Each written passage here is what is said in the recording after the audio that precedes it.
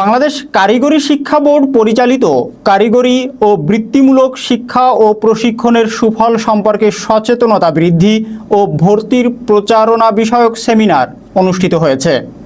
শনিবার অর্থাৎ 5 জুলাই সকাল 9:30টায় সুনামগঞ্জ জেলা শিল্পকলা একাডেমির মিলনায়তনে বাংলাদেশ কারিগরি শিক্ষা বোর্ড এর আয়োজনে এই সেমিনার অনুষ্ঠিত হয়। মোহাম্মদ মুশফিকুর রহমান স্বপন এর তথ্য ও ভিডিও চিত্রে দেখুন বিস্তারিত। বাংলাদেশ কারিগরি শিক্ষা বোর্ড পরিচালিত কারিগরি ও বৃত্তিমূলক শিক্ষা ও প্রশিক্ষণের সুফল সম্পর্কে সচেতনতা বৃদ্ধি ও ভর্তির প্রচারণা বিষয়ক সেমিনার অনুষ্ঠিত হয়েছে।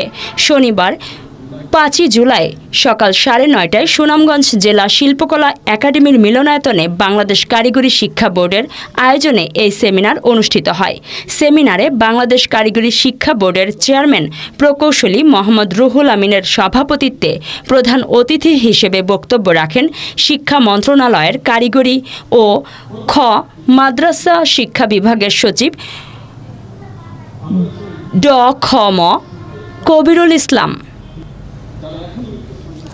বাংলাদেশ কারিগরি শিক্ষা বোর্ডের কারিকুলাম বিশেষজ্ঞ প্রকৌশলী মোহাম্মদ ফারুক রেজার সঞ্চালনায় বিশেষ অতিথি হিসেবে বক্তব্য রাখেন বাংলাদেশ কারিগরি শিক্ষা বোর্ডের পরিচালক প্রকৌশলী মোহাম্মদ আনোয়ারুল কবির, সিলেট কারিগরি শিক্ষা অধিদপ্তর আঞ্চলিক কার্যালয়ের পরিচালক রিহান উদ্দিন, জেলা প্রশাসক মোহাম্মদ রেজাউল করিম, ঢাকা বিশ্ববিদ্যালয়ের সোশ্যাল ওয়েলফেয়ারের অধ্যাপক প্রফেসর রবিউল ইসলাম প্রমুখ।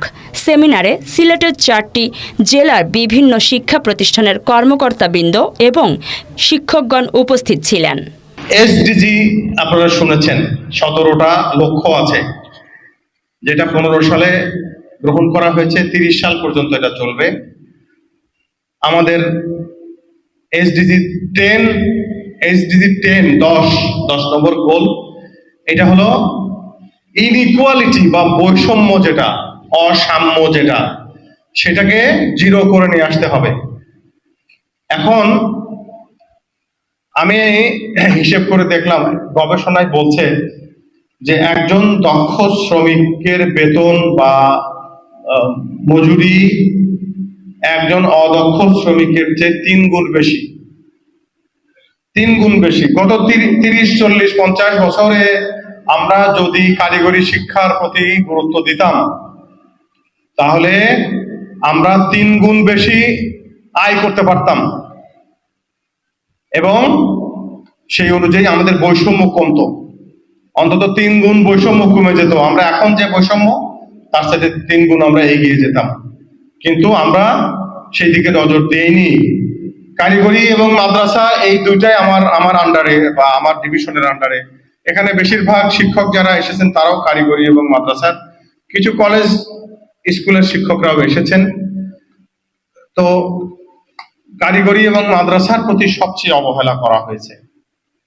কারিগরি এবং মাদ্রাসা এই দুটো সেক্টরকেই সবচেয়ে বেশি অবহেলা করা হয়েছে,